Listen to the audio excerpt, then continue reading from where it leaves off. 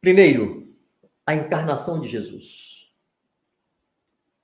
Em João 4:24, Jesus conversando com a mulher samaritana, ele diz: Deus é espírito. Ou seja, Deus não tem corpo. Deus é espírito. E quando lemos em Filipenses 2, de 5 a 8, Paulo, inspirado pelo Espírito Santo, diz: Cristo Jesus, subsistindo na forma de Deus. Que forma? Espírito glorioso. Espírito glorioso. Essa era a forma do Verbo eterno. Cristo Jesus subsistindo, ou seja, existindo desde sempre, desde a eternidade passada, e usamos a expressão apenas para termos a referência em nossa mente humana tão limitada. Cristo Jesus sempre existiu na forma de Deus. Não considerou o ser igual a Deus, coisa que se devia aferrar. Antes, a si mesmo se esvaziou, assumindo a forma de servo, tornando-se em semelhança de homens. E reconhecido em figura humana, a si mesmo se humilhou, tornando-se obediente até a morte e morte de cruz. Irmãos, Deus não obedece. Ele é Senhor, é soberano, Ele é Criador. Não há ninguém sobre Ele a que Ele deva obedecer.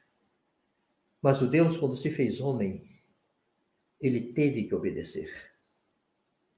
Como tenho dito várias vezes, era algo novo e agressivo a sua natureza divina, a sua realeza divina. Precisar obedecer, precisar prestar contas, precisar dar satisfação, precisar pedir instrução, pedir orientação. É um exercício interessante, irmãos, que cada um de nós pudesse um dia tomar tempo e pensar como se deu essa encarnação.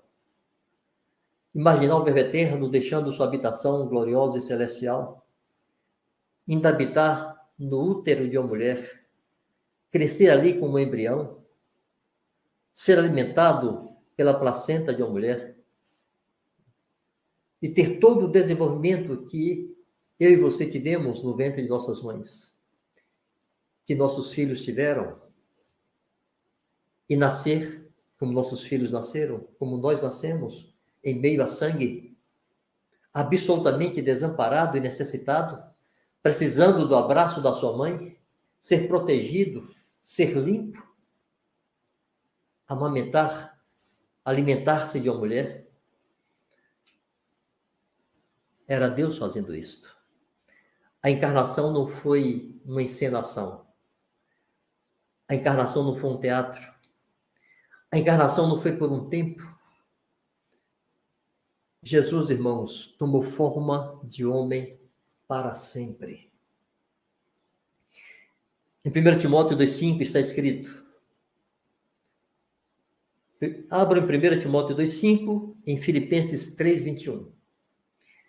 Em 1 Timóteo 2,5 está escrito assim: porque há um só Deus e um só mediador entre Deus e os homens, Jesus Cristo, homem. O mediador entre nós e Deus, irmãos, não é Jesus Cristo Deus. Aquela forma de Deus ele nunca mais recuperou. Jesus, o filho de Maria, nunca mais recuperou a sua forma de Verbo eterno. Há um homem assentado à direita de Deus. Em Filipenses 3:21, diz que Jesus, segundo o poder que ele tem de subordinar a si todas as coisas, transformará o nosso corpo de humilhação para ser igual ao corpo da sua glória. Ele se fez semelhante a nós aqui na terra, com tudo que nós temos de humano. E ao ressuscitar com um corpo glorioso, que transcende, ele vai depois nos dar esse mesmo corpo. Amados, por toda a eternidade nós seremos semelhantes a ele, Jesus. Ele será eternamente o nosso primogênito, o nosso irmão mais velho. Essa identificação é por toda a eternidade. Um dia, fazendo exercício de uma ginástica mental para tentar entender isto, eu me imaginei tentando salvar as baratas. Eu tenho contado essa parábola esquisita por aí afora, como expressão do esforço de tentar entender o que se passou com Jesus. Imaginei-me tentando salvar as baratas, compadecido delas. Nós vemos as baratas por aí, em alguns lugares, mas elas não se reproduzem aí no cantinho da parede, atrás do armário, elas se reproduzem nas caixas de esgoto. É um lugar imundo. Eu decidi que iria salvá-las, mas para salvá-las eu teria que me fazer barata. Então eu nasceria ali, em uma caixa de esgoto, e conviveria com elas ali. Com a diferença, irmãos, eu traria em minha mente todo entendimento de higiene que um homem tem. Eu teria consciência plena da miséria que é aquele ambiente, da imundície que é aquele ambiente. O Verbo Eterno assumiu a forma de homem, mas ele nunca esqueceu da sua morada nos céus. Ele nunca esqueceu da pureza que ele tinha ali. Ele nunca esqueceu da santidade dele, de seu Pai e dos santos anjos.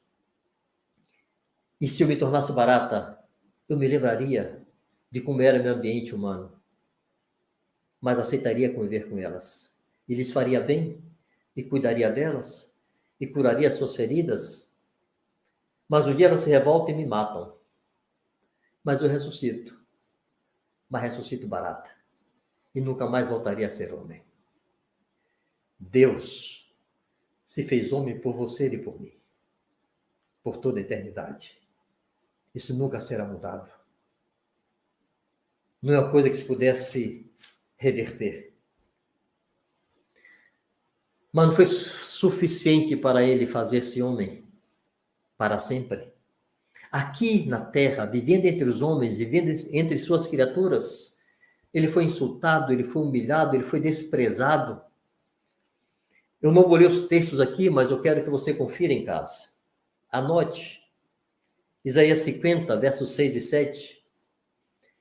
Jesus, aquilo é um texto profético a respeito do Messias. Está escrito lá no verso 7 de Isaías 50, que ele fez o seu rosto como um seixo, como uma rocha, botou cara dura, cara de pedra, para não sucumbir à vergonha, ao vexame e à ignomínia que os homens lhe impuseram. Mas ali era Deus, irmão, suportando isto, como homem. Isaías 52, 13 e 14. Isaías 53, de 1 a 7. A trajetória do servo sofredor, do cordeiro que se entregou. Irmãos, tente se lembrar da última vez que um semelhante teu te impôs algum vexame. Tente se lembrar da última vez que um outro homem ou mulher te impôs alguma humilhação ou constrangimento. Nós não gostamos. É desconfortável. Deus não preparou a alma humana para a desonra. Deus não nos habilitou para a desonra. E nós não gostamos de ser desonrados, de ser desmerecidos, de ser ignorados, de ser discriminados. Nós reclamamos. Se puder, reagimos e nos vingamos.